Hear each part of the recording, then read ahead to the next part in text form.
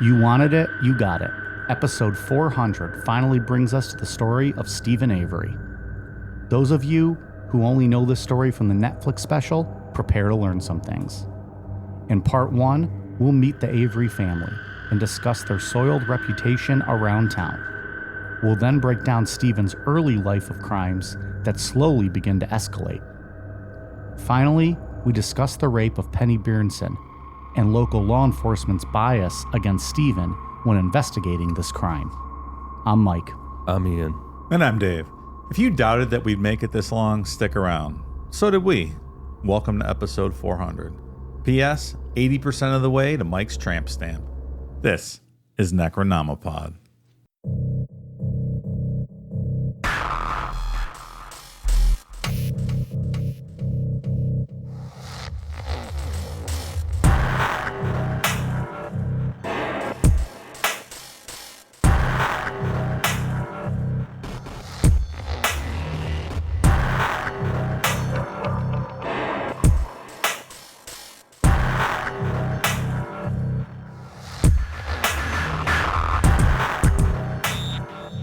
Just prior to going live, I had a little mic stand incident. Motherfucker just broke. So I'm using a old school gimmick mic stand we had that doesn't really lower. And it's like the microphone's coming from like down above me. What band used to sing like this? Wasn't there a band that used to have like the microphones kind of like this? Not even holding it though, like playing guitars and they're like looking up at the mic. There was, I don't know. I remember seeing videos of some band that does this. Mm-hmm. I don't know. It's just fucking weird. Try moving your chair up? It's as high as it goes. Really? Yeah. And well, also because I hit the table, so I can't really. You get into such a habit doing these shows for so long with your mic at a certain area. Now I feel like I'm talking up into one. Yeah. I'm going to wake up tomorrow with a sore neck. That's just a thing that a 39-year-old man who's, 5 to 8 years away from death is just experiences. This is going to be a contributing factor. I mean, Yeah, this 100%. there's no denying it. Yeah, put this on my death certificate. Contributing factor, mic stand, not well adjusted. He craned his neck for 2 hours. And God damn it killed the motherfucker. Probably even longer. Depends how quick Amazon can fucking get to us. I might have to do another show like this tomorrow. Even a Carhartt transplant couldn't bring him back. No, that would not help. Hey, look at us, 400 episodes. Yep. Who'd have thought? Not me. No, certainly not I. I gave it 10. It's a long time. He did give it 10. He always references that. That was like in my mind, I was like, all right, I'll do this with Ian. We'll drink. Because that was back when we were like hanging out 4 times a week, watching wrestling, UFC, drinking beers. And you were like, let's just go in the basement, record some shit. And I was like, all right, fine, no big deal. No, unprepared. I was unprepared. You just go down and you talk for a couple hours and I'd be like, all right, well, this will be fine. Yeah. Nobody's going to listen. I'll give it 10 episodes and then we'll just stop and we'll just go back to drinking. I was wrong. Yeah. It's like a whole thing. It's shocking lack of faith. Became a thing. It's like a whole universe with Solar people, Ja Rule's in here, like everybody. Yeah. It's turned into a whole thing. That Ann Rule's pride and joy, baby boy. Yeah. Hell yeah.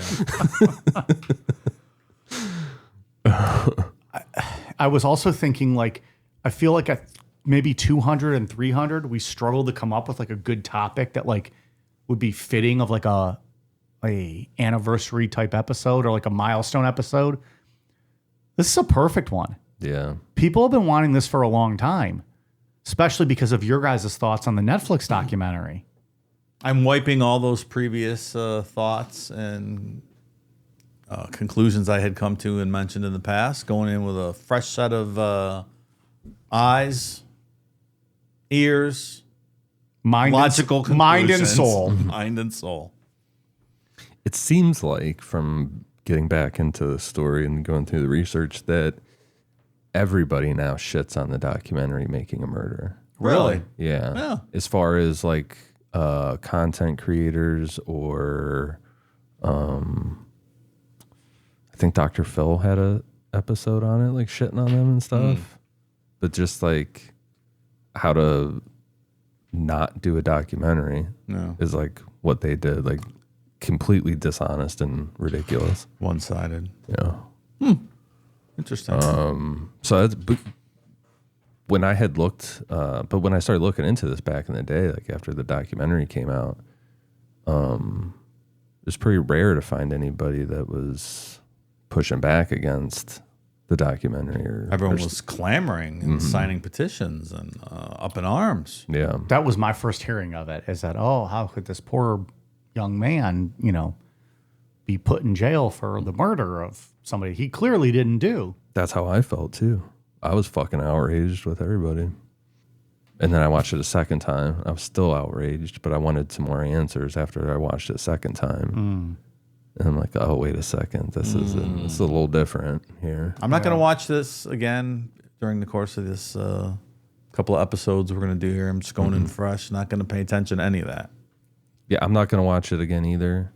We were talking about trying to maybe like point out like, okay, this is something that they didn't say or that they left out of the documentary kind of thing. Do that throughout. It's a little hard to kind of like put an asterisk next to everything because some stuff they just sugarcoat. You know what I mean? They just like the Averys are like, oh, nobody likes the Averys because they have a junkyard and shit. Fuck the Averys. But it's like, well, there's a little more to that. Yeah. We ask all of you to wipe your minds clean. Listen, take the ride with us, and then give us your fair, honest thoughts. We're not coming in with an agenda. We never do. Just trying to tell a fucking story. Find yourself a nice, comfortable spot. Get into a position that's comfortable for you. He's doing ASMR over here. Look at that. That's his new. That can be his new thing. Right? All right, let's go. Well, and again, this was one that Ian started at 2 parts, 3 parts. Yeah, we're just gonna clear it all out. I don't know how many parts this was gonna. Shut take. it the fuck down. Because like making it, we've reserved July and August.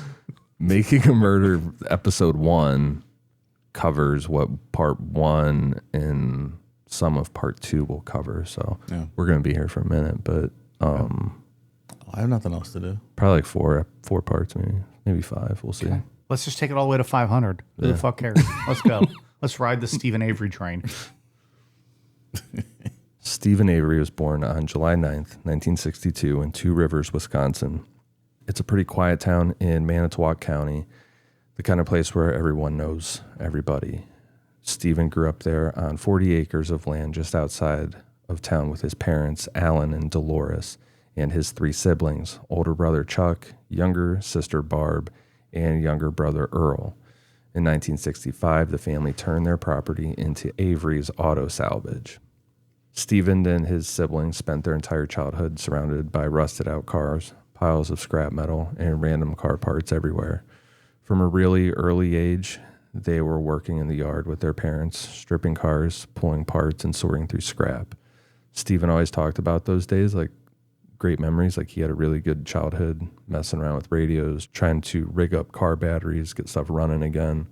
Talked about sleeping outside next to old junked out cars and shit. Hell looking yeah. at the stars. Yeah. Fuck yeah, dude. I would do that today if I could. Would you? No. Have you met this guy? This guy's got a linen count higher than his fucking bank account. And he likes a good pillow. I do like a good pillow. Very high thread count sheets.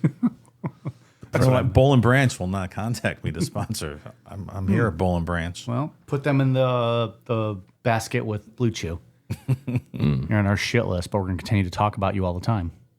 5 presidents and Dave Naumapod have slept on Boll and Branch sheets. So. Do they name those 5 presidents or they just say that? They say 5 living presidents. 5 living presidents and Dave Naumapod have used Blue Chew. Still don't get a fucking sponsor. The family itself was really close. Dolores later said that they had to be partly out of love and partly out of necessity. But their lifestyle also set them apart from the rest of the community. The junkyard was impossible to miss. It's a huge mess of cars and metal that neighbors openly complained about. People around town would refer to them as, quote, those Avery people. And we already said it when we were talking about the intro. A lot of that is well deserved. Steven's older brother, Chuck, regularly got into arguments with neighbors, shouting matches that escalated into physical fights and regularly ended up documented in police reports. But beyond those disputes, Chuck had a significant criminal history, including accusations of very serious violence against women. In 1988, Chuck was charged with second-degree sexual assault. He ended up getting acquitted. He was charged with disorderly conduct and served 30 days in jail. Then in 1999, Chuck pled no contest to third-degree sexual assault after raping and attempting to strangle his wife. That same year, he pled guilty to bail jumping and was charged again for violating a domestic abuse injunction. He'd forced his way into his wife's home, took her phone so she couldn't call for help, and physically blocked her from leaving. That's not a very nice thing to do. It's not. So Chuck's on the radar with law enforcement for sure. And he also was stalking, or had allegations of stalking women that would come to the salvage yard for whatever reason. Then the youngest brother, Earl, had his own run-ins with law enforcement that started with minor incidents like disorderly conduct, public drunkenness, and traffic violations. But then it ramps up. Earl pled no contest to battery charges after beating and choking his wife during an argument that resulted in 10 days in jail and 18 months probation. In 95, he pled no contest again, this time to fourth-degree sexual assault and battery of his two daughters, receiving a sentence of 45 days in jail and 3 years probation. Then in 2011, Earl was charged after secretly videotaping children and adults changing in the bathroom during a pool party at his home. His wife, Candy, found the tapes and turned them over to police. Earl admitted everything and was sentenced to 6 months in jail, along with probation. Gross. 6 months seems pretty light for doing that. Yeah. That does not seem great. As Natalie Maines would say, goodbye, Earl. I don't know that reference. The Chicks joke. Dixie Yeah. Chicks, formerly the Dixie Chicks. Goodbye Earl was one of their early hits Gotcha. from the guy who doesn't love country music. I like them. I like a lot more country stuff than I like to admit. I don't like your kind of country, sir. You like more country than I do nowadays. But I like good country. I like don't your early kind of 90s country that was real good country. You like trash. No. You like pop country. That is not true at all. That is what Dixie Chicks are, a little bit pop country. That's true. And I don't know who else. You like that new guy who's around. He's not even really country. Zach Bryan? Is that who it is? I like Zach Bryan. That's such a country sounding name. Zach Zach Bryan. Bryan. It's ridiculous. He's good, though. He gets all mad. He just hears the name. So at this point in the show, are you suggesting that there is inherent criminality inside this family since we're working up all the little brothers? As Harry Potter's aunt, if there's something wrong with the bitch, there's something wrong with the pup. That's true. And she floated away in the sky. Pretty You're not familiar with this. pretty reference, vulgar Mike. for a rolling Vulgar. or a rolling reference. Not sure I condone that.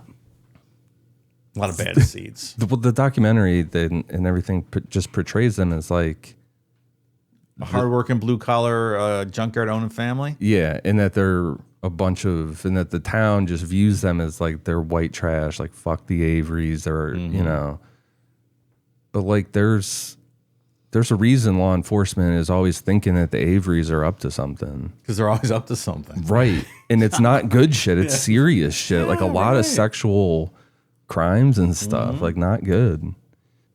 Steven's dad, Alan Avery, was convinced local law enforcement had it out for his family, and he didn't hesitate to let them know exactly how he felt about it. Anytime deputies showed up at the property, Alan made a point of confronting them head on. This kicked off primarily from an incident that happened in the late 1970s. Deputies came out to the junkyard with a zoning citation, saying that the junkyard was pushing outside the Avery's property lines. There's oil spilling out everywhere, and neighbors were worrying that the water was going to get polluted. But Alan was not having any of it. He exploded on the deputies, refusing the citation. In their report, they described Alan as, quote, belligerent, and repeatedly claimed the police had some type of a personal vendetta against his family. A bunch of Karens. Who doesn't want an oil oozing junkyard next door to them? Come on. Stop complaining, whiners. Dude, they do a flyover of that property multiple times in the documentary. And yeah, I could see if your property runs up against it and there's these barrels of oil with all these cars and shit. Be like, all right. Pretty bad. Mm-hmm. Yeah.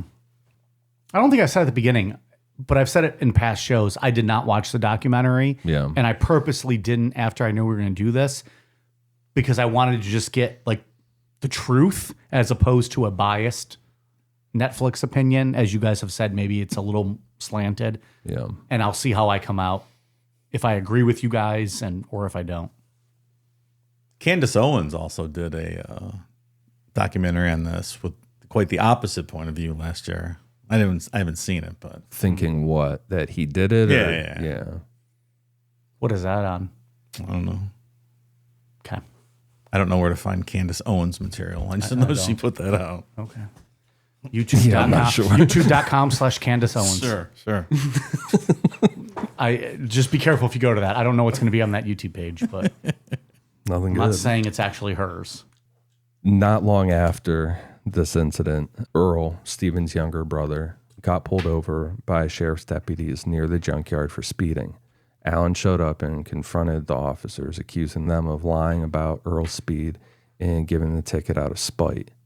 One deputy wrote that Alan was, quote, hostile, argumentative, and flat out refused multiple orders to step back from the police car. Eventually, Alan backed off, but it sounds like if this was a bigger city situation, like if they didn't know the Averys, like this was an ongoing thing, whatever, he would have gotten fucked up for how he was acting. And multiple times going forward, the way he comes toward the cops and stuff, like, can't do that. Probably the most heated confrontation happened in 1980. Deputies responded to neighbor complaints about loud noises coming from the junkyard. Alan met them right at the entrance and refused to let police onto the property without a warrant. When the deputies pushed back, Alan went off, flipped out on everybody, screaming and yelling. The whole thing ended after deputies threatened to arrest Alan. He finally backed down. So we've kind of set the stage for the rest of the family. Get into Steven because he lived up to the name just How's as well. Dolores? She okay? I feel bad for Dolores. I think Dolores is just surrounded by a bunch of fucking heathens. Is what it appears to be. How do you think her life was when your name rhymes with the female anatomy, Dave? She had a sister named Mulva. I hear. Talk about her troubles with. It was a Seinfeld reference. Oh, okay, yeah. We've all put each other out with references already this episode. Dolores. That's a great fucking episode. In December of 1980, when Steven was 18, he and a friend made a spur-of-the-moment decision to break into a local tavern called the Northern Frontier Bar. It was late at night, like way after closing, and they broke in through a side door. That's spur of the moment. It's okay. He is like Steven, as we're going through his crimes and stuff, he's real problem with impulse control. He just does shit. I think that's right. Yeah. I think that's a big part of this story. It's like it's just an idea pops in his head and he's down for it. Once inside, they basically just trash the place, flipping over tables and chairs, knocking glasses off shelves, and scattering bottles everywhere. Then they stopped to make themselves cheese sandwiches, grabbed a few beers from behind the bar, and just hung out for a bit. When they were finished eating their cheese sandwiches, Steven and his friend pocketed about $14 from behind the bar, along with a small toolbox that they found in the back room. I have a question. Mm-hmm. When you think about cheese sandwiches, what the fuck are they doing? What are they actually doing? They're in Wisconsin, dude. It's mandatory when you do a crime. You have to have a cheese sandwich. Are you just slapping cheese on bread and eating it? Are you throwing mayonnaise on it? Is it like a grilled cheese, but they call it a cheese sandwich? Is there more to it, like some protein, but they're saying it's a cheese sandwich? That's just something I would like to know. Or are they literally behind a bar throwing like slabs of just like little slices of cheese on bread and eating it? That's what I thought it was. Yeah. Just like That's the easy answer. Like cheese sandwich, you're fucking tearing this place apart. I wouldn't stop to think to eat in a moment like that. Why don't we write Steven in prison and ask him? Well, I don't want any spoilers, man. I didn't know that. Maybe he's Gypsy and I'm Hitman. And I'm going to write him in prison. We're going to fall in love over cheese sandwiches and pro wrestling. He finally gets out. It's my husband, Mike Nalapod. We both love cheese sandwiches. I'm just wearing Bret Hart glasses, stone faced. I just don't even talk to anybody. I just looking straight ahead. He was innocent all along. Do people, like, I'm just wondering, like, I don't know what a cheese sandwich is. Is that something people from Wisconsin make? I'm inquiring. I would like to know. I think like his thing was like that's just what they found in the bar and they just Cheese on bread. Yeah, and just ate it. That's a dry fucking sandwich too. I think he just broke his headphones too. Just having a day over there. I went to, because I'm all thrown off. The cords are not where they're supposed to be. 400 episodes, can't even have a fucking mic stand. Yeah. What was that? Jesus. Anyways, I just want to know if you hear the word cheese sandwich, what does that mean to you personally? Like, Dave, if I said make a cheese sandwich, what are you doing? Probably. And it can't be grilled cheese. If I said make a cheese sandwich. I was going to say I'm going to make a grilled That's cheddar. what I I would understand, do. but then I feel like a normal person would be like, we made fucking grilled cheese. I don't love. I know some people eat cheese sandwich with mayo or cheese sandwich with mustard. I don't know. Not But really my that's where thing. your mind goes to then, is what I'm saying. Like the people who make it with the mayo or the Yeah, mustard, yeah. cheese on bread. Yeah, Okay. I'm about the same boat. I don't know. I hadn't it's not thought for that. me, but No, I don't think so. unless you got some real high end cheese, you know. I'm not making just a Maybe, but Walmart cheddar sandwich on Yeah. fucking white bread. Right. And even then, I don't even need the bread. Give me like a cracker or like something else just Yeah, to put on right. it. I'll just eat the fucking cheese, really, like a fucking candy bar. Is that good? Why not? Did you have a thought, Ian, about like a cheese sandwich in your mind? I had the grilled cheese if I was yeah. But I just don't feel like they're grilling cheese sandwiches in the bar. No, Steven is 18. Yeah. He's just drinking some beer and fucking eating random bread he found. Okay. This is very little importance in the story. Not just, Mike, it's Wisconsin. It's cheese. It's very important to them. People in Wisconsin right now, like, you fuck boys. Here's how a cheese sandwich is made. Police were called the next morning. The owners came and found just everything fucking trashed. And because of the town dynamic, they went straight to the Averys. When confronted, Steven didn't deny anything. He admitted to the whole thing right away, telling cops that it was more of a prank than any kind of planned burglary. But prosecutors didn't treat it as just a prank. They took it seriously, partly because of the property damage and partly because of the Avery's family reputation.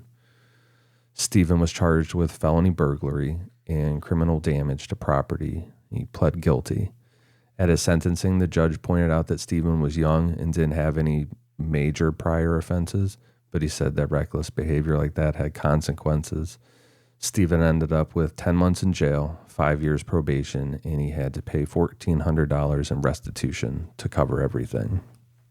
Do you think if he didn't have the brothers with their criminality preceding him, do you think he would have got off lighter if he was just another Joe off the street? Probably. They sentence him because of Yeah, because that's, association here. like, I'm not saying that's an unfair punishment, but that's a little bit of a harsh punishment It is. for like a first-time offender type thing. Yeah, I don't think that he wasn't like completely off the rails, like doing anything bad. Like he got in trouble, but nothing big like this. Like, this is going hard on him for his first time thing. And what that's building is just this case against for the bias against the Avery family, Right.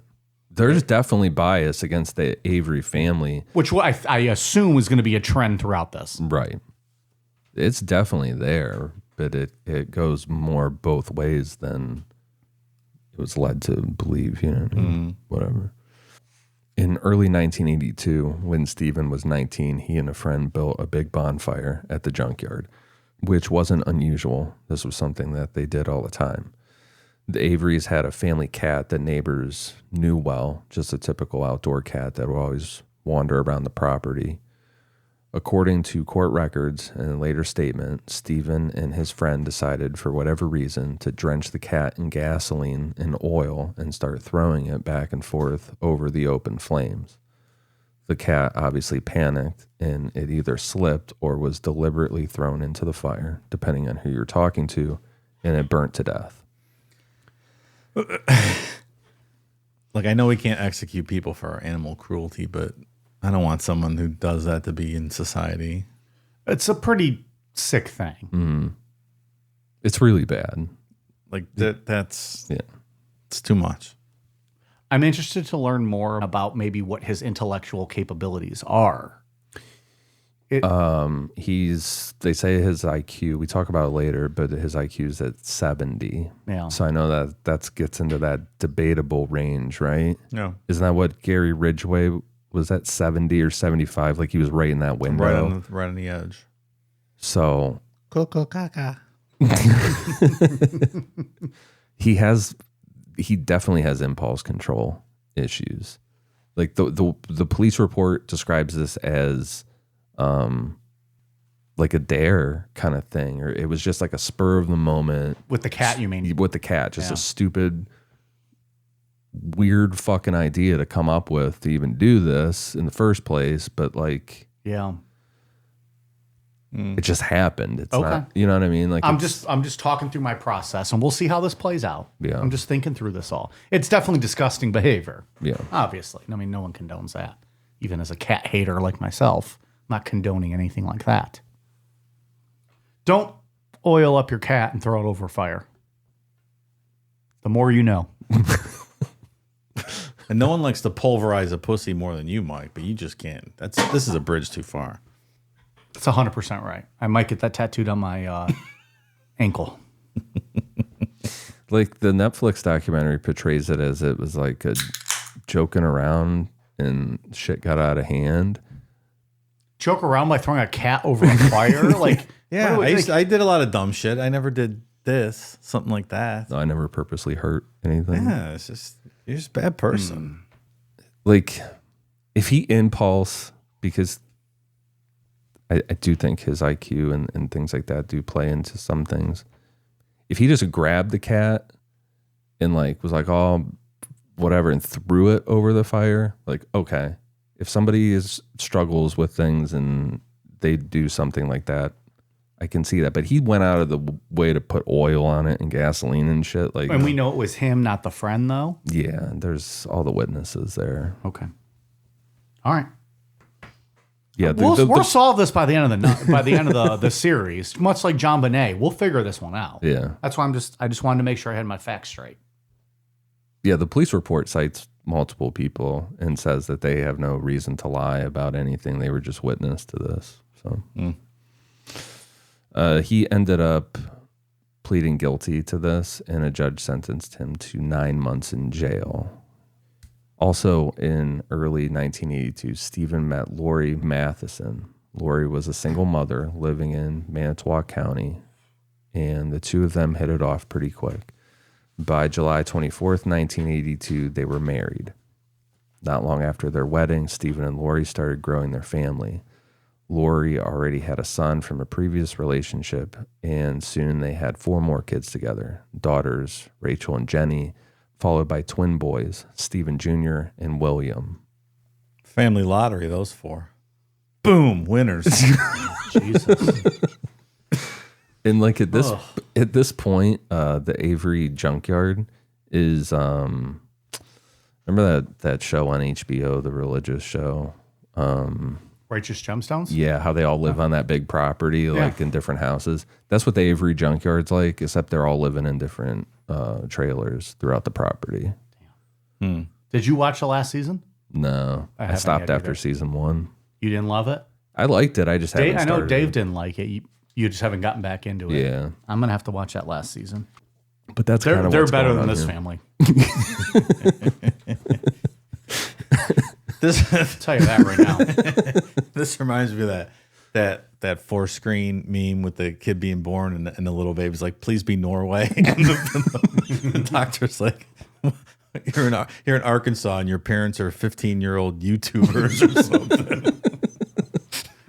Jesus, I haven't seen Yours that. is so funny. Oh my God. Please be Norway.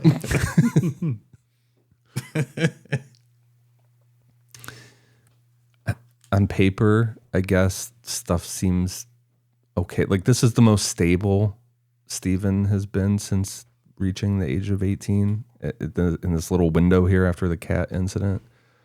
But after he got out of jail, tension between him and his cousin, Sandra Morris, started escalating. Sandra was Steven's first cousin on his mom's side. And according to Dolores, Sandra had been giving Steven a hard time ever since they were kids. She would tease him, call him slow or stupid because of, his learning issues. Also, Sandra wasn't a typical Avery. She married one of the police officers in town. She's kind of like the Avery that got out kind of thing. Lucky. You're lucky. I'm still here. Burning cats. Sandra lived close by and regularly drove past the Avery property.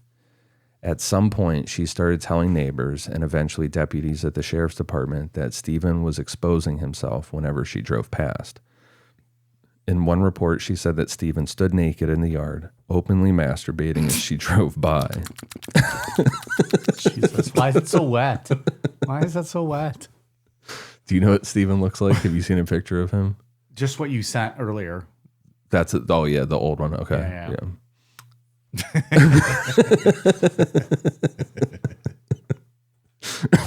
I have a very big testicles. Is that Borat? I just glanced Where over is and saw that from? Play it again. That's Like we're talking about a guy cranking his hog. We might as well play this clip. I have a very big testicles.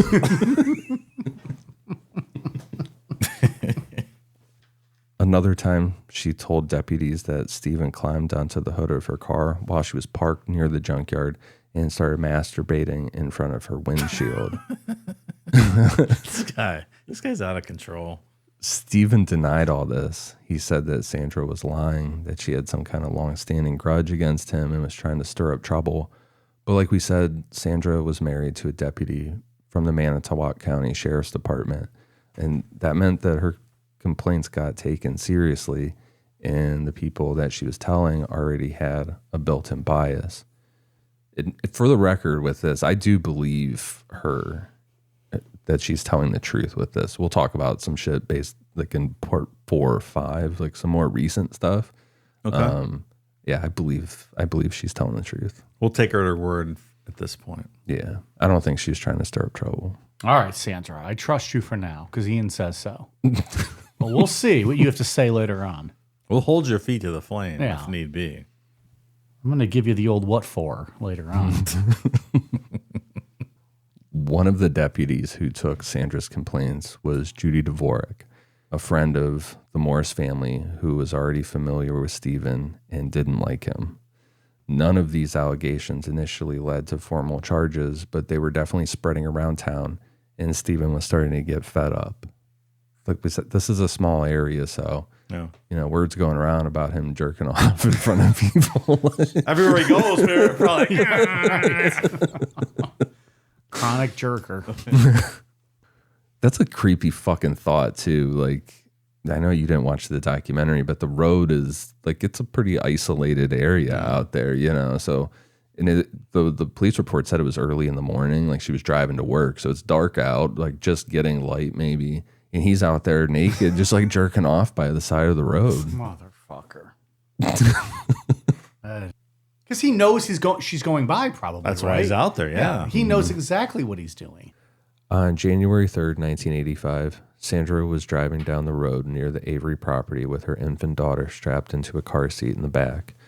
Steven suddenly pulled up behind her and started aggressively tailgating her car. According to Sandra, he accelerated right up to her bumper, swerved around her, and forced her off the road into a snowbank. Sandra stopped, stuck in the snow, and Steven jumped out of his car with a rifle in his hands. Sandra later told deputies that Steven stormed up to her car, screaming at her to stop spreading lies about him. She said he pointed the rifle at her head, pressing the muzzle against her temple and threatened to kill her if she didn't stop accusing him of exposing himself. You can't just make up lies about people. Where's your fucking clip? I don't know. They lying. They lying. Oh, that too, yeah. Got a lot of good ones. They ignorant. They're ignorant. There it is. Maybe that's what it is. Not they're lying. They're ignorant. No, that's wrong. It's actual clips from Steven Avery. I think. Absolutely. He's telling them. Mid holding the rifle to her face. That's what he sounded. No, that's wrong. Fucking pussy. Jesus. That was a clip of her, Sandra, telling him, "You fucking pussy, pull the trigger. I dare you." She said that he was furious. He was shaking, red in the face. It's completely out of control. Wouldn't let her talk. Then, according to Sandra, Steven ordered her out of her car and into his. It's not clear what he planned to do, whether he was just trying to scare her or he actually had intentions of taking her somewhere. Seems like he did if he ordered her out of the car. But Sandra refused, telling him that she couldn't leave her baby alone. And that seemed to stop Steven. He paused and turned around, got into his car, and drove away. Sandra immediately went to the Manitowoc County Sheriff's Department and filed a formal complaint. Deputies headed out to the Avery property, and by that afternoon, Steven was hit with 2 felony charges. The first was endangering safety by conduct, evincing a depraved mind, which basically meant acting recklessly without regard for human life, even if he didn't necessarily intend to kill anyone. That whole evincing a depraved mind, that's like Wisconsin legal speak. Like that's their laws. Right. I don't know what that word is. I've never heard that word. Yeah. Evincing. Reveal the presence of. A depraved mind. So showing a depraved mind, Yeah. acting in a depraved manner, The evidence of. Indicate. Yeah. indicating a depraved mind. Okay. Sick fuck. The second was being a felon in possession of a firearm, since Steven's early burglary conviction meant he wasn't legally allowed anywhere near a gun. Just that firearm charge alone carried up to 2 years, and the endangerment could add another 5. Well, that's not good. You gotta behave yourself. Yeah, you shouldn't do what he did. It's not good. You're right. It's not good. Steven pled not guilty at first, but he never denied the basic facts of what happened. He cooperated really, pretty openly with deputies initially when they questioned him. He admitted to chasing Sandra down, forcing her off the road, and confronting her with a rifle. Steven said that he only wanted to scare her into stopping the rumors that she had been spreading. He said the gun wasn't loaded and that he never actually planned to hurt her. He just wanted her to leave him alone. Before trial, Steven's lawyer looked into the possibility of using a diminished capacity or mental incompetence defense. Steven had an IQ of around 70. He struggled through school. He dropped out of high school. And as we've gone through, he had a very well-documented history of making impulsive decisions without really thinking things through at all. His lawyer argued that Steven wasn't dangerous, just developmentally disabled, which made him prone to poor judgment and overreaction. But the court didn't see it that way. They allowed the case to move forward as a straightforward felony prosecution. There's a lot of debate over the next month with law enforcement and like Netflix and conspiracies, and we're going to start getting into that pretty quick. But I don't know. I mean, he did commit this crime. He admitted to committing it. I don't think there was a grand plan against the courts to screw him here or railroad him. There wasn't any manipulation given a potential intellectual disability to like sway him just to say what they wanted to say type thing. He just flat out was like, yeah, this is what happened. Okay. He just said he wanted her to stop. Well, there's other ways to go about it, dude. You can't Can't just run her off the road. right with Well, a not gun. when you have impulse control problems and Sure. maybe on the cusp of mentally disabled, right? Perhaps. So it sounds. Well, that's what his legal team will tell you. And then he should also maybe, maybe not be driving a car if he has impulse control issues. There's lots of footage of interviews with him and whatnot. The diminished capacity, I'm not sure that argument holds weight. Interesting. From what I remember. Oh, I don't think so. Right? I don't think so. No. Okay. I think it's there, but it doesn't change the right from wrong aspect of it. You know what I mean? Like he knows right from wrong. Yeah. And he knows what he's doing. He's high. He would be considered very high functioning, right? If anything. Yeah, absolutely. This show is sponsored by BetterHelp. Men today face immense pressure to perform, to provide, and to keep it all together. So it's no wonder that 6 million men in the U.S. suffer from depression every year, and it's often undiagnosed. It's okay to struggle. The real strength comes from opening up about what you're carrying and doing something about it, so you can be at your best for yourself and everyone in your life. If you're a man and you're feeling the weight of the world, talk to someone, a friend, a loved one, a therapist. Therapy can help us break through our depression and allow us to focus more on positive energy and a healthier frame of mind. By working through our depression, we're better able to serve ourselves and others, which ultimately helps us establish and maintain healthy, happy relationships. Therapy can also be helpful in learning new positive coping skills, setting boundaries, and empowering you to be the best version of yourself. Therapy is not only for those who've experienced trauma.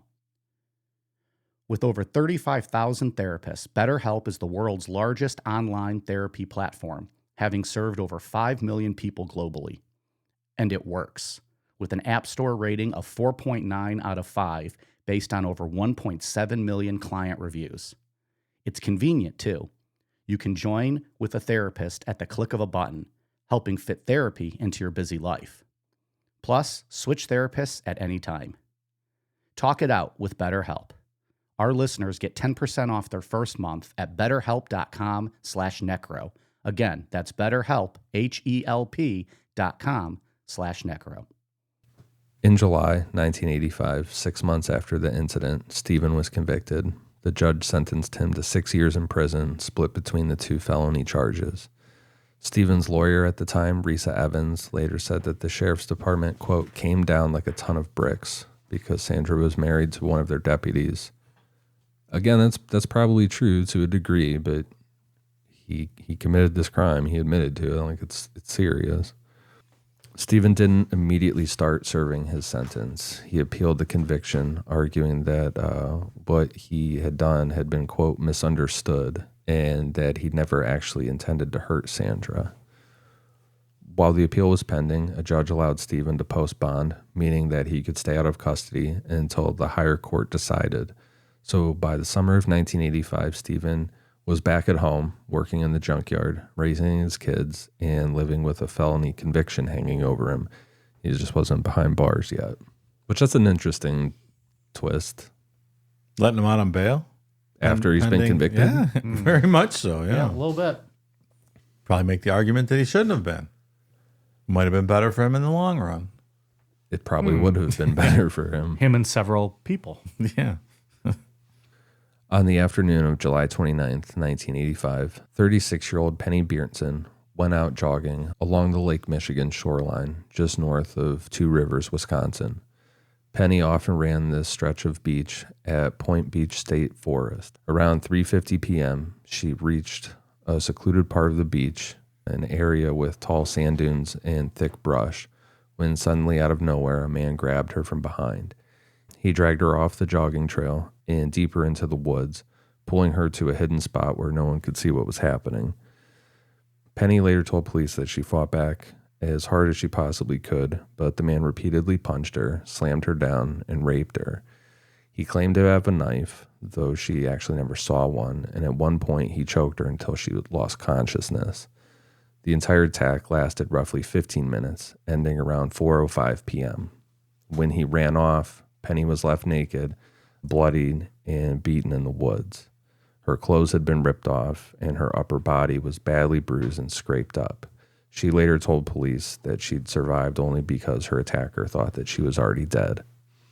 Meanwhile, her husband Tom was sitting in the parking area waiting for her. He was supposed to pick Penny up at 4 p.m. Penny regained consciousness, pulled herself up, and started crawling back toward the shoreline. She was in really bad shape, and she could barely see due to her face swelling up.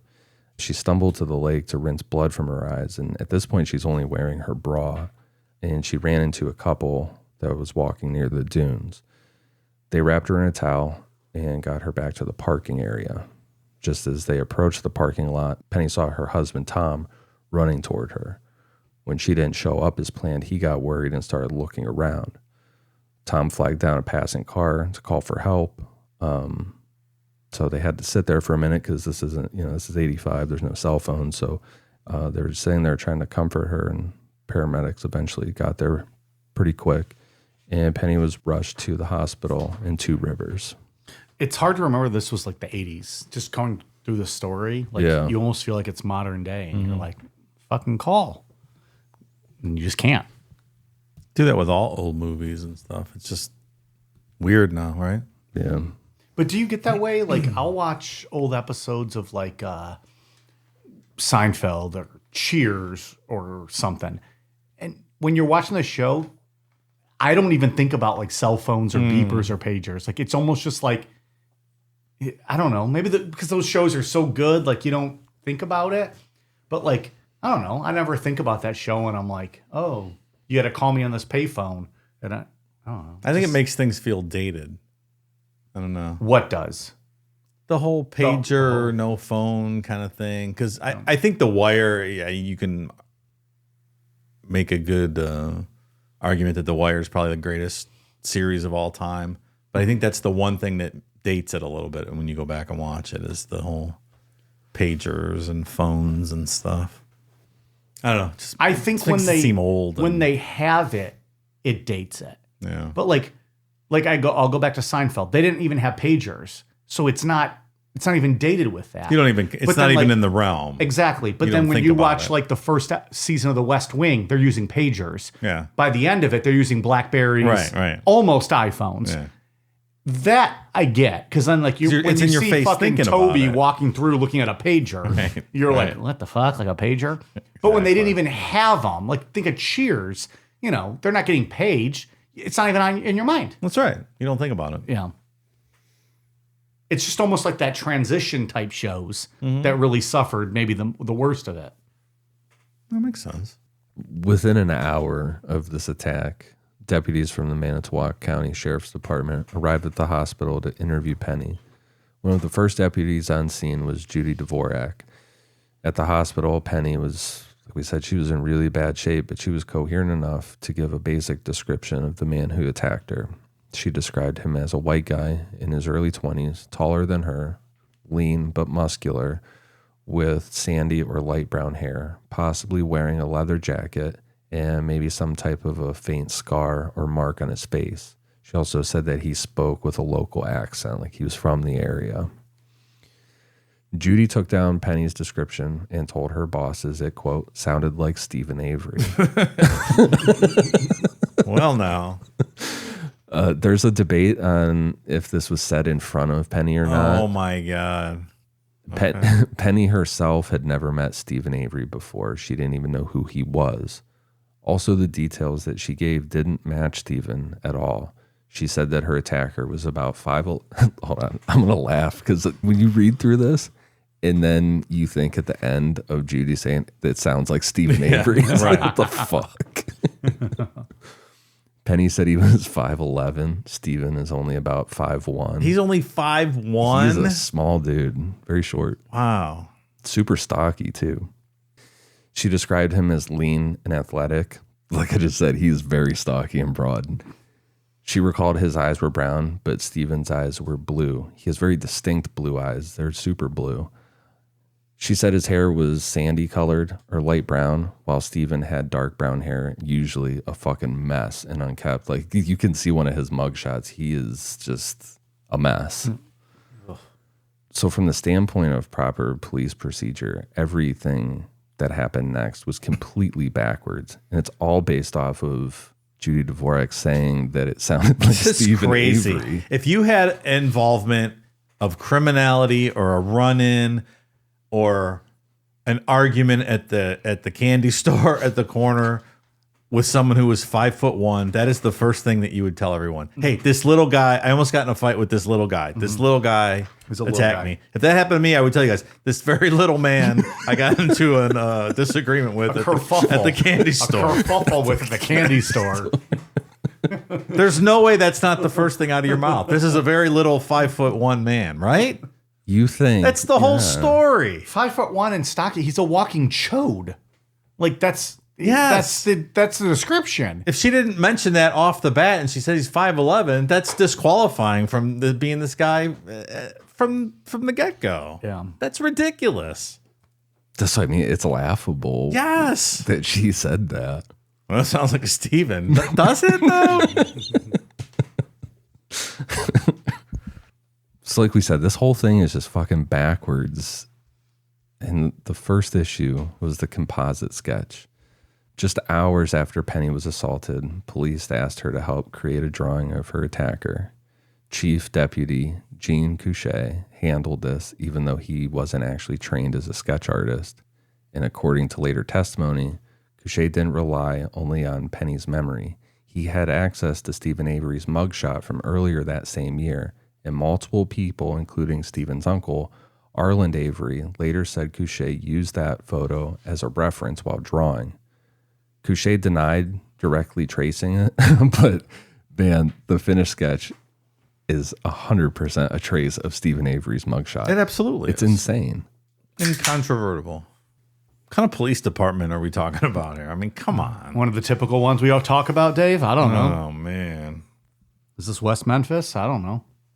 Where are we? Interchangeable, right? Judy, who had put Steven's name in the mix right from the start, was also present during the sketch session. When the drawing was finished, officers showed it to Penny, and she immediately confirmed it looked like the man who had attacked her, specifically saying, quote, the eyes were the same. At that point, We have the same color, right? but here's the thing, though. I think I say it later in the outline. I don't know, but she's a fucking traumatized victim. Like her face was beaten to the point where she can't see. You're right. I'm not blaming her. No, I know, but I'm saying like The manipulation of the police to Right. her is what's frustrating. It changed her memory. Yeah, I hope that didn't the come off as I was situation. blaming her. No, I'm no. sorry. It's the police manipulation. But at this point, when you just trace the fucking picture, you're not trying to get help from her, trying to find an unknown attacker. You're just reinforcing. You just want her to say that Steven Avery is the guy. Yeah. At that point, Yeah. Yeah. I'm starting to think these police have an agenda, Dave. That's where I'm leaning right now. They're looking for an Avery free town. That's what they're looking for. Well, I cut you off. I'm sorry. No, What I did was you just say? going to say, if you're in that kind of mental state after that and you describe to them what you saw and they produce a picture and they say, this is what you described to us. And look, does it match this picture? This guy, is this the guy? Is this the guy? Then they've already, they've already changed your perception of what happened to you. And They've created the narrative right there for you of what happened. it seemed like there could be a solid argument made that Judy Dvorak said it sounds like Steven in front of Penny when that night in the hospital, which if that's true, then that could subconsciously get in her mind during all that. Absolutely. And then she's just being shown the same photo over and over, different ways. Yeah. And which we'll see here. Like, it's going to make an impact. I mean, we talked about it before. Eyewitness accounts are the least reliable type of evidence. And They're terrible. They're terrible, right? People misremember stuff all the time. Everyone remembers a different version of what happened. 5 people in the same room. Yeah. The following morning, deputies showed Penny a photo lineup. Deputy Couchet gathered a selection of 9 pictures, Steven Avery's mugshot included. When officers presented these pictures to Penny, it wasn't a blind procedure, meaning they knew exactly who the suspect was. It was Steven. They're not trying to find an unknown attacker. Like, they're doing this completely wrong. They're literally not doing their job. Yeah. They're like, here's who we think it is. Tell us it is. Yep. Tell us it's this person. Penny was also never given the standard warning that's always common today that the attacker might not be included at all. Because if not, you're forced to pick one. Mm-hmm. Yeah. Your guy is one of these people. Yeah, exactly. Mm-hmm. By now, Penny had already heard Steven's name mentioned. Maybe it might not have been in the room right away, but now at this point she has. She'd seen a trace sketch of his mugshot and was now staring directly at the same mugshot again in a spread of unfamiliar faces. So of course she picked out Steven's mugshot. And once she made the ID, she never changed her mind. Each time that she confirmed that it was Steven, it strengthened her certainty, which it should have. The way she describes it is like it's taking power back, but really it's just the police manipulating her and making her a victim all over again, really. Penny's photo ID gave deputies exactly what they needed to move forward on Steven. According to testimony years later, Sheriff Tom Kosarik had already instructed his deputies to be, quote, on standby for Steven's arrest before the photo ID was even complete. Sheriff, I'm not done tracing this picture yet. Calm down. Stand down. Stand down. In his mind, the case was wrapped up. He was just waiting on the paperwork. Deputies pulled into the Avery salvage yard around 11:30 p.m. on July 29th, 1985. Just, 7 hours or so after the assault? Deputy Kenneth Peterson, who would later become county sheriff himself, knocked on Steven's door and arrested him in front of his kids and his wife. No warrant in hand, just Penny's photo identification and Steven's reputation. 3 days later, on August 1st, 1985, deputies arranged the final step, a live lineup at the Manitowoc County Jail. Penny viewed several men, including Steven, from behind a one-way mirror.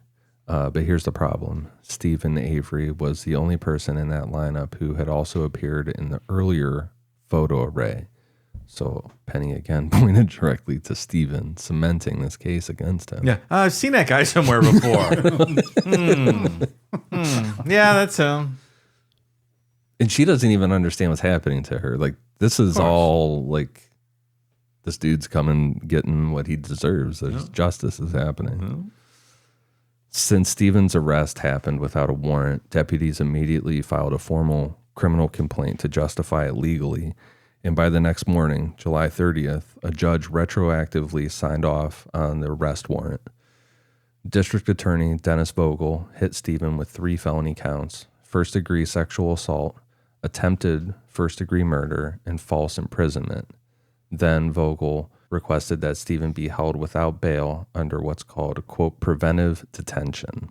Under Wisconsin law at the time, preventive detention was typically reserved for suspects who pose an immediate danger or who were likely to flee the area before trial. Mike keeps Declan under preventive detention. Never lets him leave. Same reason. There's nothing legal about what I do, but let it be known loud and clear. He ain't leaving. I have a shot collar I just installed, actually. I should have told you around your property. You did sign off, but I didn't tell you it was fully installed, that if he tries to run, we have a chip actually in his ankle now. We had to put him down. I gave him like a scoop of Nutella, and he was licking that up. We put him down. We put him down. Put a chip in his ankle, so if he tries to run, he's going to get shocked. Nice. He ain't going anywhere. And this is not like one of those little dog shocks. This is going to fucking rock his world. He will shit and piss himself, and then you'll probably find him passed out on your lawn. Drag him back down in the basement. He'll be fine. He ain't running. It's a last resort. He ain't going anywhere. Where's he gonna go? He doesn't know anything. He's doomed. He's here forever. Yeah. Like the Eagles, you can never leave. Yeah, that's exactly right. I gave him a postcard the other day from Desiree. He was happy to read that. You know, Hotel Medina. Yeah, her huge fucking tits. So unsurprisingly, the judge overseeing Steven's trial agreed that Steven didn't need to go anywhere. And Steven's lawyer, Teresa Evans, later said that Sheriff Tom Kosarik took measures to isolate Steven immediately following his arrest. According to Risa Evans, Kocourek personally told jail staff to leave Steven's name off the official jail roster, block his access to a phone, and refuse all visitors, including Risa Evans herself. That doesn't sound legal. No, it does not. Dave, what do? You tell everyone don't talk unless your attorney's present. Your attorney is now not present and can't be present. You still don't talk, but I don't know what you take do. those whoopings? I don't know what you do. Yeah, You don't admit to anything. certainly don't.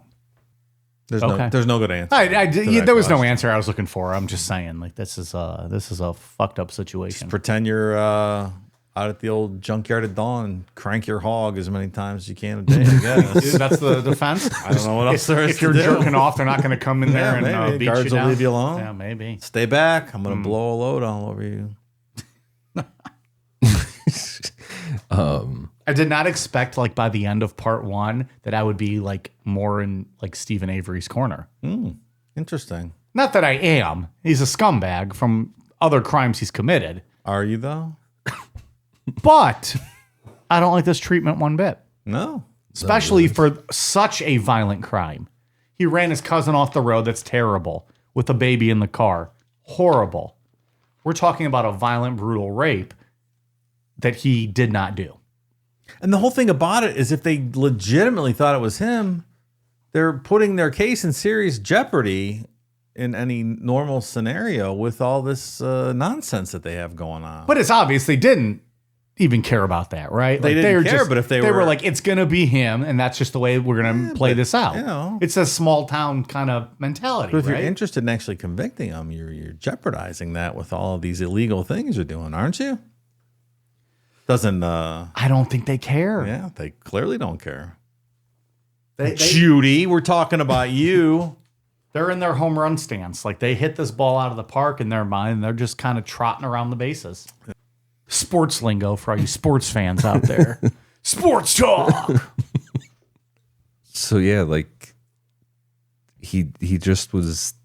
They kept him off the roster, which is crazy because there's no record of him really being arrested right. at that point. You know, Risa Evans only found out that Steven had been arrested because a colleague had tipped her off. When she arrived at the jail demanding to see her client, deputies said that Kocourek had given the orders that no one was to see Steven. She later said that this is clearly illegal, and she said, quote, "I never saw anything like that before or since." I bet. Over the next week, leading up to Steven's preliminary hearing on August 8th, deputies gathered evidence, questioned witnesses, and documented the timeline. Shortly after Steven's arrest, police took clothing from his home, including a shirt that he wore on the day of the assault, and sent it to the Wisconsin State Crime Lab for analysis. Forensic serologist Sherry Colhane examined the shirt and found a single hair that she described as microscopically, quote, similar to Penny's hair. Oh, similar. All right. Is that a scientific term? You could take one hair from all three of us, and they could be similar in some way, shape, or form. Probably. Eventually in court, Colhane's going to have to admit that the hair could have belonged to anyone with similar characteristics. It is not a match. Whatever. The strongest statement that she offered was that it was, quote, possible the hair belonged to Penny. That is not evidence. Aside from that single hair, deputies found no physical evidence tying Steven to the attack. No fingerprints, blood, or fibers matching his clothing. Penny told deputies she'd fought back and scratched her attacker, but when deputies took pictures of Steven shortly after his arrest, they wrote down, quote, no significant marks on his body. A rape kit was collected from Penny that contained semen samples and pubic hairs. The crime lab tested them using traditional methods at the time, but results came back inconclusive. Do you think when they take those jizz from sailors on a Navy ship, do you think they call them semen samples? Or you just think they It's stick a with damn- semen samples? Crime to humanity if they don't call them semen Has samples. to be, right? Triple S. I think that's pretty good. semen samples. Just 3 big S's on the door to the lab. Yeah. Oh, that works for me. I like to imagine that's how it is. Okay. It's a better world if that is how it happens. Sorry, my mind was just wandering over here. The word semen will never not be funny. So Steven had a very good alibi. he was jerking off at the junkyard all day. I blew like 10 loads on the road. Sandy saw me. She drove by 3 times. He said that he had been pouring concrete with his family at his parents' property earlier in the afternoon of July 29th, miles away from the attack. Around 4 p.m., roughly the time of Penny's assault ended, Steven loaded his wife, Lori, and their 5 kids into their car and headed north toward Green Bay. By 5:13 p.m., Steven was at a Shopko store buying paint, confirmed by a time-stamped receipt.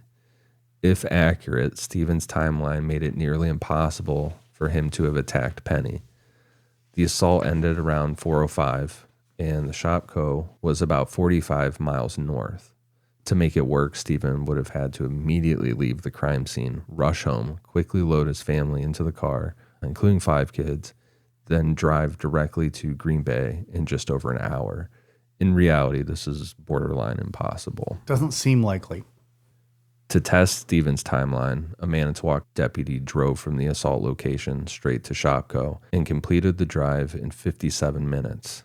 However, he later admitted to speeding the entire way, skipping stops and not accounting for traffic, loading the kids, or other delays. And it's ridiculous, but prosecutors still use this test as evidence against Steven. Also at the preliminary hearing, Penny took the stand and confidently identified Steven again. The judge found probable cause and set a December court date. The investigation from the sheriff's perspective was essentially done. From there was no attempt made to explore other leads. Why would you, right? The crazy thing, too, is that they never tried to confirm, or they never looked into any of Steven's alibi. They never went to the Shopko to talk to that clerk where he had the receipt, the timestamp receipt. They just never looked into any of it. It was all Steven's defense, and at that point, they're like, we don't give a fuck. Right. While Manitowoc County authorities were doing all of this, another law enforcement agency was focused on a different, far more credible suspect, a guy named Gregory Allen. And that's where we'll pick back up on part 2. Oh, Gregory Allen, what are you up to, sir? Are you 5'1" or are you 5'11"? He's like 5'11". Really? Well, that's intriguing. Wonder what he's been up to. What his penis has been inside of. Nothing good. He's up to nothing good. Nothing good. Nothing good. Okay. It's going to be a little twist on the story, I feel. Yeah, you're in for a ride. You don't know anything about this story, huh? Just that he was like... Literally, the only thing I know is that Steven Avery was charged with murder when some people feel he should have been and some people feel he shouldn't have been, and he just wanted to get home to watch WrestleMania. And that's not even him. That's his cousin. We're going to watch WrestleMania, or his nephew. That is literally what I know of the story, other than what we discussed You tonight. sure about that? No. Other than what we discussed tonight now. Yeah. So I'm taking this ride. I don't know. The whole interrogation of Brendan Dassey might be its own episode in of itself. I don't know. Yeah. I don't know how many parts That's this is not going to great. be. Oh, he's the one. He's the kid, and he is very... I don't... Intellectually disabled. Yes, but he Or is developed. intellectually disabled, but he can't comprehend what is going on. Yeah. You know what I mean? Yeah. Okay. I think that might be a whole episode in and of itself. His interrogation. You mean like at the end, like as we're going through this process? Yeah, maybe like part 3 or part 4 might be. Okay. Yeah. So no, I got my names mixed up, and I don't know anything about this. But that's what makes it fun. Mm-hmm. I like learning this kind of live as we go. I mean, I read your notes ahead of time. Oh, yeah. But then that's it. That's the point of the show, right? That's how it started. Yep. Not too bad on the Wisconsin names today. Some of those places up there are wacky. Man, they're so fucking Midwestern. Ugh, the Midwest. Who needs it? Even Not the last I name, from Cleveland, Ohio. even the last names of a lot of people in this story are hard to pronounce. It seems very specific to that area too, and some of those names. Was it Wayne's World 2 where Alice Cooper and his band were explaining the history of the name Milwaukee? I don't know. Well, okay. I would say any thoughts, but I feel like we're just gonna, we might have 4 or 5 parts here. So Yeah. I'm going to aggregate my thoughts week over week, and I will give updates along the way. Okay. As to where I'm at. do you have any thoughts at this point? Are you got them out of the way already? No, I don't have anything to add currently. All right. It's wild to think that a police department would act this way. I mean, Yeah. we know that there's a lot of issues, but like, goddamn, this one is really bad. Yeah. Like, as soon as Judy Dvorak said that it sounds like Steven Avery, that was a done deal. Which seems like it doesn't help the cause later on when you have this guy who maybe did something that's bad, but now there's this whole backstory of, well, the police are out to get him. Mm-hmm. And I literally don't know. I'm Yeah. trying to connect dots here. Mm-hmm. Well, if this was pro wrestling, I could book it much better, but it's not. This is real life, and there's real victims. This so. might make a good musical. Yeah. Maybe we could write that. Like after Judy says, sounds like Steven, like all the cops jump up and sounds like, and like it's a whole song about it. Sounds like Steve. It says Steven Avery. Ba, ba, ba, ba, ba. All right. Right? You should work on that. It's got a good musical potential here. All right. You should. If you do that, I would 100% be. Sounds like an Avery.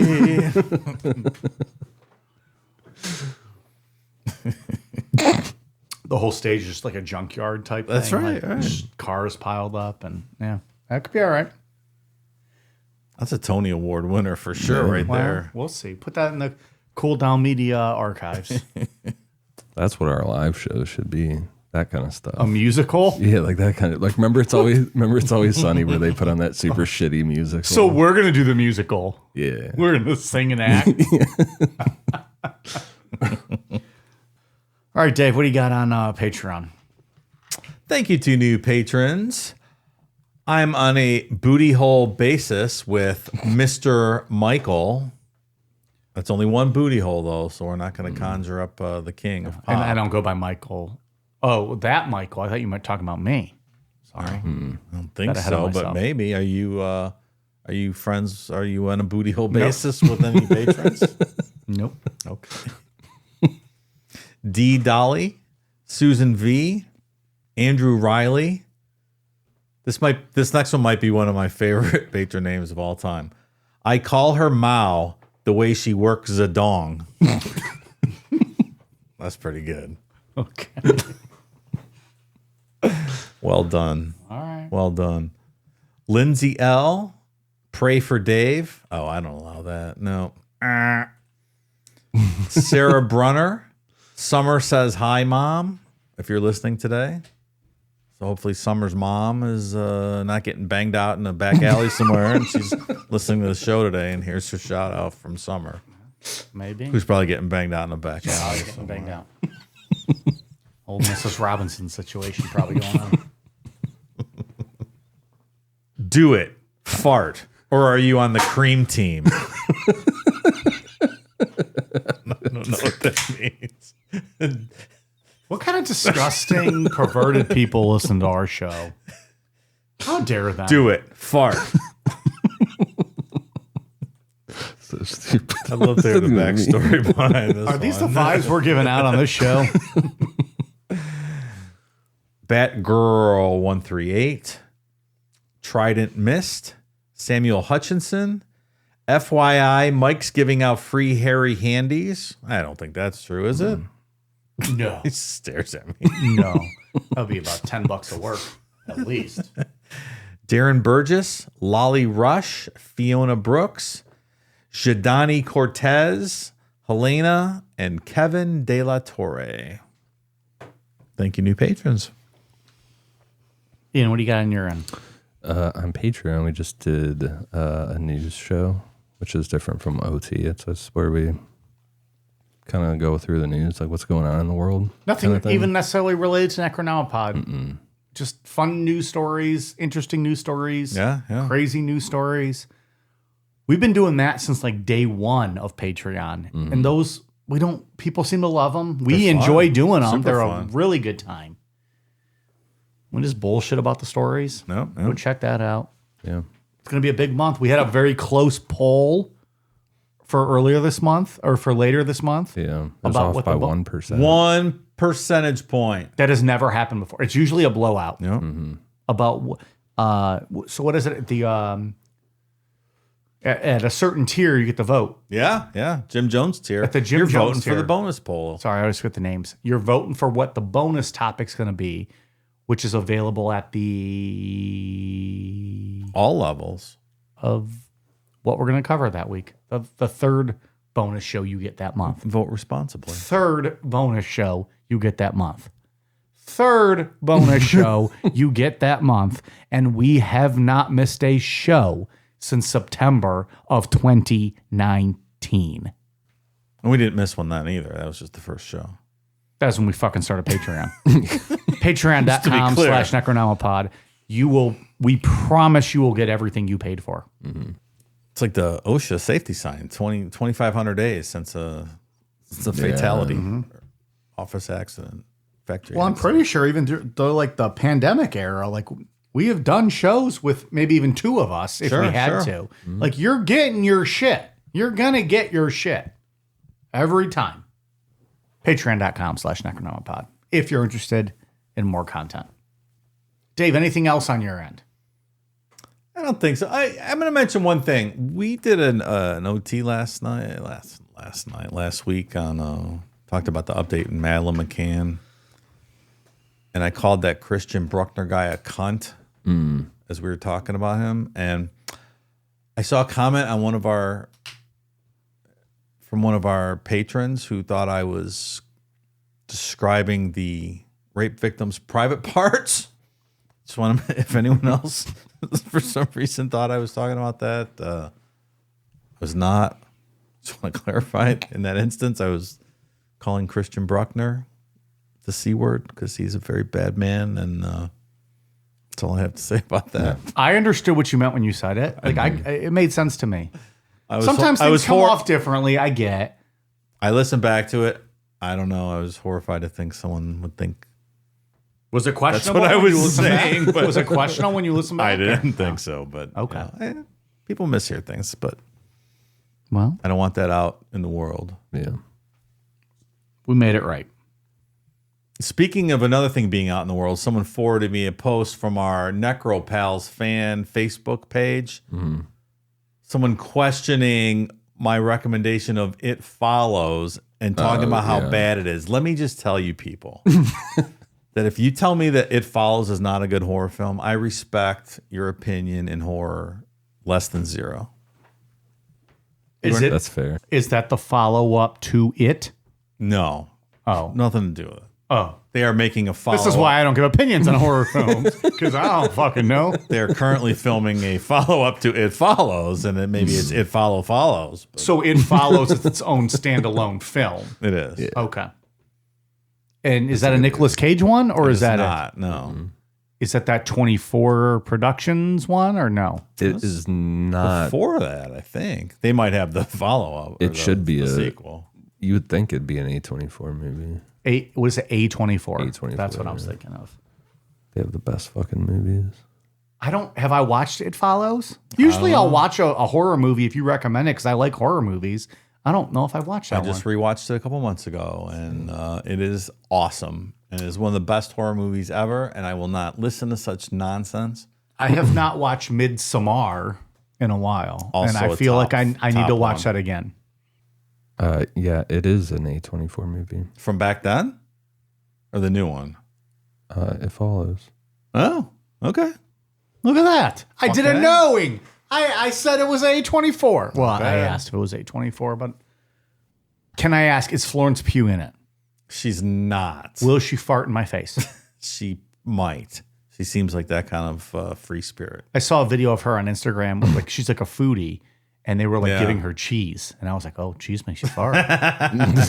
Like, you got any Lindbergher in there, Florence? That sounds weird to people who don't realize it was just a dream. I don't have a fart fetish. At least, You sure? at least I about don't that? think I do. But I had a dream once that Florence Pugh kept farting in my face, and I told it on, I think, one of the bonus shows, maybe. Maybe it was on a regular show. Yeah. Anyways, I don't know if she's all right in my book. I might have to correct myself on It Follows being an A24 movie.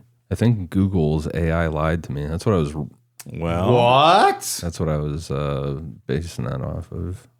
It's testing you. See what it can get away with. You know how it does that AI overview? Oh, yeah. Oh, yeah. It says it is, but I don't think it is. I still skip that. that doesn't sound right. I still skip that and go right to Wikipedia. Yeah. Fucking Google. Bring Her Back, though.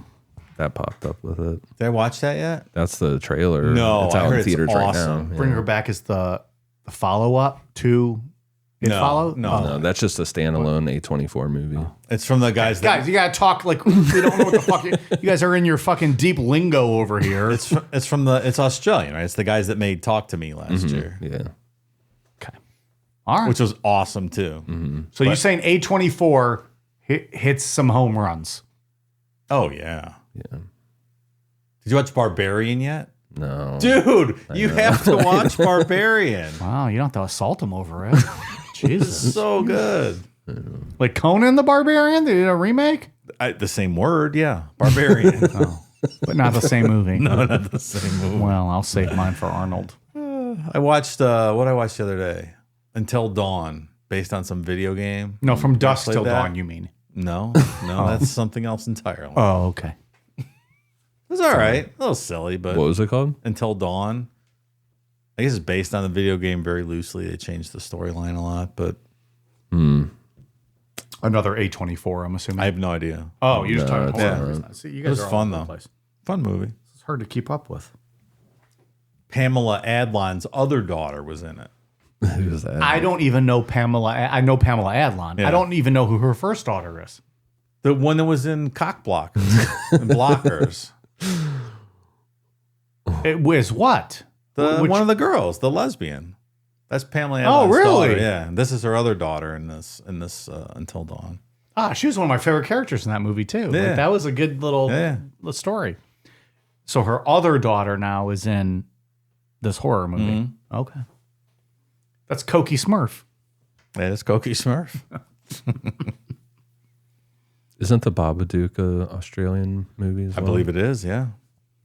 That's another one. I bet you guys don't like Babadook either. It's boring. The movie's terrible. You're talking to us, the listeners. I don't know. The listeners. Okay. You're talking to me. I'm speaking- I like the Babadook. I'm speaking to anyone who downgrades It Follows. He's all pissed off now. He's just on a tirade, taking off heads of anybody that fucking disagrees with the horror. It's flick. so good. What is wrong with you? I was just like, I don't think I've even seen the Babadook. Why am I being accosted for this? That's a good fucking movie. It is good. I don't know if I've seen That's it. or not. creepy shit, dude. That's a good one. All right. The only one. Yeah, I'll save that for another day. I'll have to rewatch it before I give an opinion. All right. Anything else? No, that's all I got. It Follows is good, and Kant was referring to Christian Bruckner, and that's all I have to say about that. Okay. We are on Twitter, Facebook, Instagram, YouTube at Necronomipod, patreon.com/Necronomipod, amazon.com, search Necronomipod, and necronomipod.com. All right, you guys ready for a cool down beer? Cheers.